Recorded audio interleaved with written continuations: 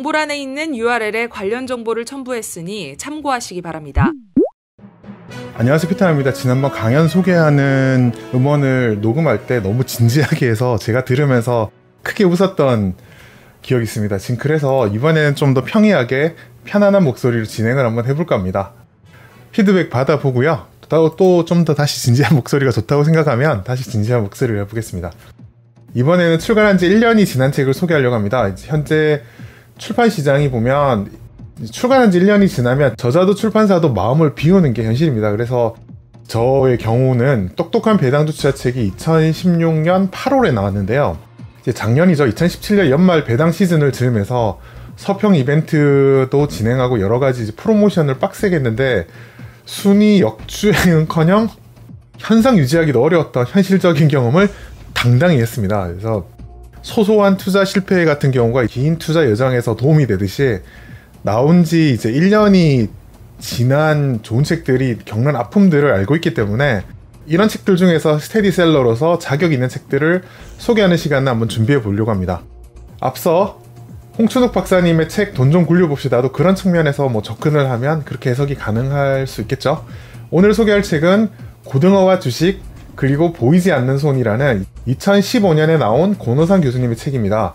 현재 금감원에 재직 중인 것으로 알고 있습니다.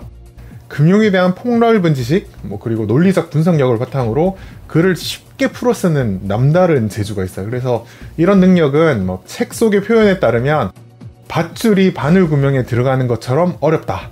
책에서 성경 구절에 대한 오역에 관한 내용도 책에서 소개하고 있는데 아무튼 그런 능력을 가진 대단한 저자의 필력입니다. 책의 전반적인 내용은 금융과 경제 관점에서 일상의 다양한 이벤트나 최근 몇 년 사이에 일어나고 있는 경제적 이슈들을 정리한 내용입니다. 투자라는 입장이거나 아니면 경제를 교양으로 하거나 아니면 전공으로 배우는 분들에게 스토리텔링처럼 재밌고 쉽게 배울 수 있는 것이 이 책의 장점입니다. 그렇다고 시중에 흔한 뻥튀기처럼 가벼운 잡담 그런 수준은 아니라고 말씀드릴 수 있습니다. 책을 읽어보시고요. 이 책이 상대적으로 쉽게 익히는 분이라면 같은 저자의 책 돈은 어떻게 자라는가를 이어서 읽어보시기를 추천드리고 있습니다. 자, 인트로는 이만큼 하면 됐고요. 책 내용으로 들어가 보겠습니다. 소개할 내용은 책에서 6번째 에피소드로 소개된 이집트 파운드와 스위스 디나르 그리고 비트코인이라는 내용입니다. 참고로 본 오디오 서평은 저자와 출판사의 동의를 얻어 팟캐스트에 올리는 내용입니다. 무단으로 퍼가거나 인용하는 경우 저작권에 저촉될 수 있으니 주의하시기 바랍니다.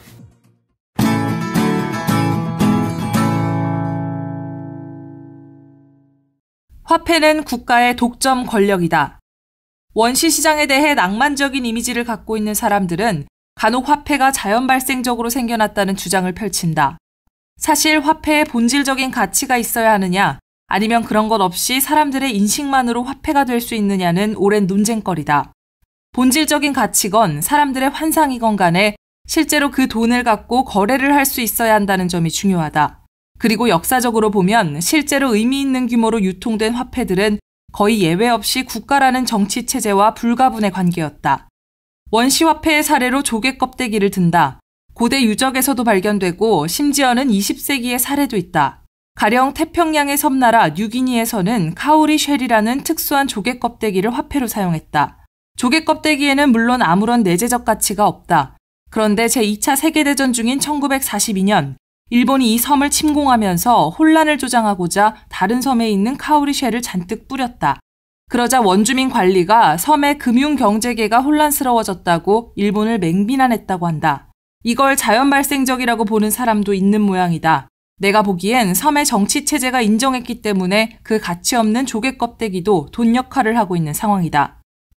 유사 이래로 모든 금속 화폐의 주조는 실질적으로 국가의 권한이었고 그것도 독점적인 권한이었다. 옛날 금화와 은화 어느 것을 막론하고 황제나 왕의 얼굴이 새겨지지 않은 것이 없다. 그 화폐들이 국가에 의해 발행되고 관리됐다는 증거다. 또한 경쟁자의 출현에 대해서는 가차없이 처벌을 가했다. 예를 들어 17세기 영국에서 위조화폐나 화폐 대용물을 만드는 행위는 보통의 반역죄보다도 급이 높은 개인이 저지를 수 있는 최악의 범죄인 대역죄에 해당했다. 당의 범죄자는 교수형에 처해지고 끌어내려져 다시 내토막이 나는 형벌에 처해졌다. 왕립 조폐국장 뉴턴은 1699년 1년간 100명이 넘는 협의자를 조사해 그중 28명을 대역죄로 처형했다. 혹시 스위스 디나르라는 통화를 들어본 적이 있는가? 외환에 대해 조금 아는 사람이라면 스위스는 프랑 아닌가? 하고 생각할 것 같다. 스위스의 공식 통화는 물론 스위스 프랑이다. 그런데 스위스 디나르는 스위스가 아니라 이라크에서 잠깐 통용됐다. 사정은 이렇다. 원래 이라크의 공식 통화는 이라크 디나르였다. 그런데 1990년 걸프전이 벌어지자 사담 후세인은 새로운 화폐를 제정하면서 기존의 디나르를 폐지했다. 새로 만들어진 화폐의 공식 명칭도 전과 동일하게 이라크 디나르였다. 그런데 이라크 북부의 쿠르드인은 이 신규 지폐를 거부하고 폐지된 지폐를 자기들끼리 돌려쓰기 시작했다. 후세인 정권에 반발하는 의미였다. 그러면서 신지폐는 사담 디나르, 구지폐는 스위스 이라크 디나르, 줄여서 스위스 디나르라고 불리게 됐다. 스위스라는 말이 붙은 이유는 구지폐를 찍은 윤전기가 스위스제여서 그랬다는 설과 걸프전 이전의 디나르가 스위스 프랑과 같이 이자율이 낮은 통화여서 그랬다는 설 두 가지가 있다. 화폐의 자연발생주의자들은 이를 보고 거봐라, 쿠르드인들이 이처럼 자생적으로 자신들의 화폐를 만들지 않았느냐라고 말하는 모양이다.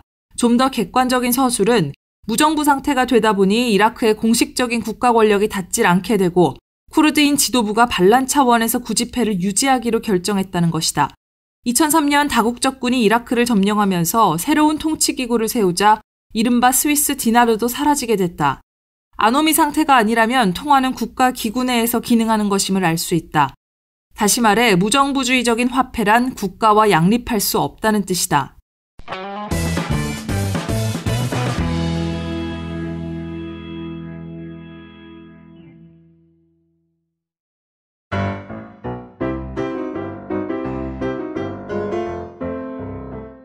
네, 이야기가 재밌죠? 제한적인 조건에서 화폐가 어떻게 기능하는지 관찰하는 다소 문화 생태학적인 접근을 통해서 재밌고 이해하기 쉽게 설명을 하고 있습니다. 저자는 금융공학자 출신이라서 수치를 써서 쉽게 설명하는 게 편할 수 있음에도 불구하고 이런 식으로 쉽게 설명했다는 것이 인상적입니다. 에피소드에서 설명하는 핵심은 국가 권력 등의 권력기관이 통제하는 속성이 화폐에 있다는 게 핵심입니다. 그 이야기 근저에는 권력기관이 신용이란 걸 부여하기 때문에 화폐로 통용이 가능하다는 뜻이 됩니다. 신용이라는 말이 이제 중요한데요. 뒤이어서 이제 비트코인에 관한 이야기가 나옵니다. 아마도 저자는 비트코인의 화폐 기능에 대해서 고민을 하고 이 글을 쓴 게 아닌가 생각해 볼 수 있습니다. 비트코인은 실제로 2017년 하반기에 큰 이슈가 되었던 적 있죠. 광풍이 한번 휘몰아치고 유작가가 나서서 크게 논쟁이 붙은 적이 있는 것을 이제 다들 아실 겁니다. 그리고 실제로 보면 이 책은 2015년에 쓰였다라는 것을 감안하고 들어보시면 재미가 있을 듯합니다. 자, 좀 더 들어보시죠. 비트코인은 진정 화폐가 될 수 있을까? 2013년에 비트코인이라는 것이 한동안 세간의 관심을 끌었다. 세계 최초의 P2P 네트워크 기반의 전자금융거래 시스템이며 동시에 중앙정부나 발행기관의 통제가 없는 분산구조의 글로벌 전자화폐라고 한다. 한 차례의 전형적인 버블을 거치더니 이를 취급하는 제일 큰 회사의 금융사고가 나 결국 파산 처리됐다. 예견됐던 일이다. 비트코인이 아니라 그 무엇이라도 사람들이 그것에 가치가 있다고 믿기 시작하면 값은 뛰어오른다. 10만 원 정도면 충분히 살 수 있는 화장실 변기도 사람들이 예술품이라고 믿으면 36억 원에 거래될 수 있듯이 말이다. 앞에서 얘기한 자산시장의 특성 때문이다. 그런데 비트코인의 값이 얼마로 오르건 간에 이를 화폐라고 부르기 시작하면 길을 잘못 들어선 것이다. 비트코인의 존재를 과연 어떻게 봐야 할까? 그것은 정당한 것일까? 컴퓨터 잔뜩 사다 놓고 해야 하는 이른바 비트코인 채굴이라는 것을 체험한 사람 얘기를 들어보면 전기료도 안 나온다고 한다. 이를 보면 결국 누구 좋으라고 하는 일인지 분명해진다. 무슨 코인에는 비트코인만 있는 것이 아니다. 라이트코인, 헐코인, 피어코인, 레드코인, 솔라코인, 네임코인에 이어 심지어 BBQ코인까지 나열하자면 끝이 없다. 그 중에 오로라코인은 시인이 중앙은행 총재가 되는 나라 아이슬란드의 작품이다. 기본적인 모양새는 비트코인과 다르지 않다. 비트코인을 만들었다는 나카모토 사토시라는 사람이 실명이 아닌 것처럼 발데르 오딘슨이라는 사람이 만들었다는데 실존 인물이 아니다. 약간 참신한 부분도 있다. 가령 오로라 코인 공중 투하 작전이라는 것을 통해 아이슬란드 전 국민 개개인에게 31.8 오로라 코인을 나눠준다고 한다. 그들의 발표에 따르면 전체 오로라 코인의 50%가 그렇게 나뉘어지고 나머지 50%는 채굴 혹은 다른 사람으로부터 사와야 한다. 그 나머지 50%가 누구의 손에 들어있을지 궁금할 따름이다. 그 와중에 처음에 3.5달러였던 오로라 코인의 가격은 96.81달러까지 올라간 모양이다. 아이슬란드 정부는 오로라 코인의 사용은 불법이라는 점을 명백히 했다. 그렇게 하지 않는다면 그건 국가가 아니다. 오늘날 중앙은행에 의한 국가화폐 시스템이 완벽하지만은 않다. 사실 생각해보면 세상에 완벽한 것은 아무것도 없다. 한 가지 분명한 것은 국가와 무관한 어떤 것이 돈이 되겠노라고 본격적으로 나서면 국가의 힘이 남아있는 한 이에 철퇴를 내린다는 사실이다. 비트코인을 사는 것은 개개인이 알아서 할 문제이나 롤러코스터와 같은 가격 변동과 어느 날 갑자기 되팔 수 없게 되는 시나리오를 염두에 두자.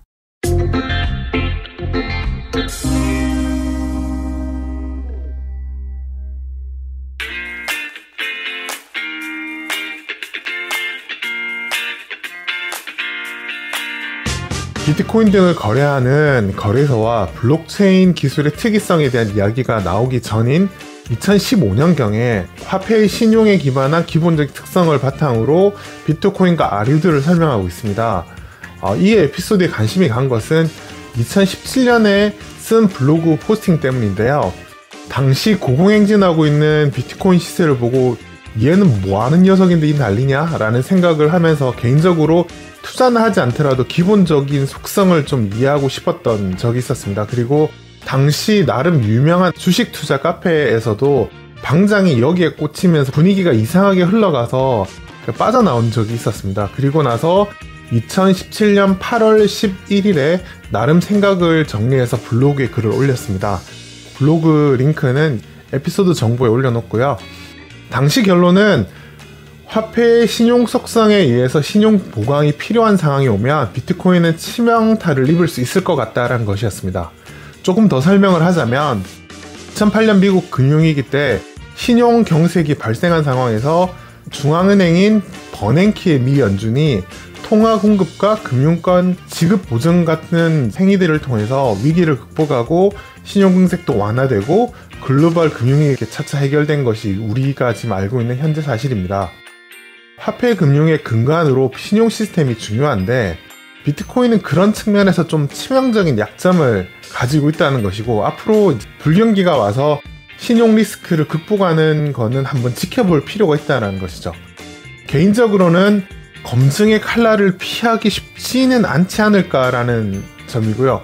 혹시나 땡이나 살아남는다고 하더라도 2017년과 같은 영화는 더 이상 누리기 힘들지 않겠느냐라는데 500원을 걸겠습니다. 혹시 반대로 거실 분은 게시판에 댓글을 남겨주시면 되고요. 최근 들어서 워렌 버핏이 주주총회 질의응답 등을 통해 비트코인에 대해서 신랄하게 비판한 적이 있어서 통상 가치 투자 사이 더 이상 혼선이 되는 일은 크게 줄어들지 않았나 싶습니다. 해당 이제 버핏이 비트코인을 까는 내용은 에피소드 정보나 링크를 또 추가로 남겨놓도록 하겠습니다. 다시 돌아가서 책에서 이 대목이 관심이 가는 이유는 저자가 2015년에도 비슷한 취지로 이미 언급을 했다는 것입니다.